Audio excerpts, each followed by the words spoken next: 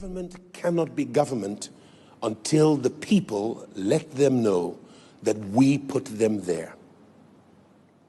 And nobody can rule over you except you give them permission. The Nigerian youth are finding their voice and have come to understand that together, with one voice, we have more power than any government. And so we want to see every single member of House on the Rock lending their voice, not to attack government, but to demand reforms. And we are starting with the End SARS movement. We're going to make many more demands in all the irregularities and anomalies in public and civil service.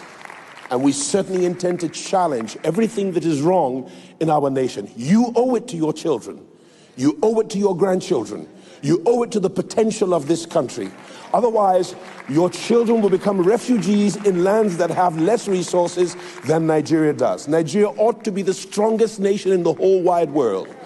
And now it is time for us to wake up, rise to our responsibility, and stand our ground and make sure that not one of your brothers or sisters in Christ or in the Nigerian brotherhood is left out of the challenge and the fight to insist and ensure that justice returns to our streets, that righteousness is restored to our land, that equity goes back to the parliamentary halls of our nation, and that equity and equality are available to all Nigerians. No longer will governments continue to steal from us. No longer will public servants and judicial officers continue to rape the system of justice. No longer should the law enforcement of our nation ever again inflict injustice upon us when they're supposed to protect justice for us.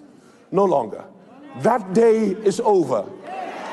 And I want to commend this organic movement that is not led by any one individual. It's just the heart cry of all Nigerians, old and young. But I am so proud of our youth. I am so proud of our youth. I believe that Martin Luther King is jumping in heaven, seeing Nigerians rise to their cause. I was elated when I saw my pastor, Bishop Jakes, another Nigerian, though of American birth, rise to add his voice to the anthem. Another friend, Tyler Perry, has added his voice. How will we allow citizens of another nation speak out for us? And yet you hold your silence. It's not the evil of wicked men that allows injustice to continue. It's the silence of good men and good women that allows the perpetrators of injustice to continue their wicked works. That day is over. Let's add our voice to the big anthem that now sounds with a unification to condemn the irregularities, the brutality, the extrajudicial violence to the citizenry. Let's add our voice to that anthem to insist that it stops from here forward. Power to the people.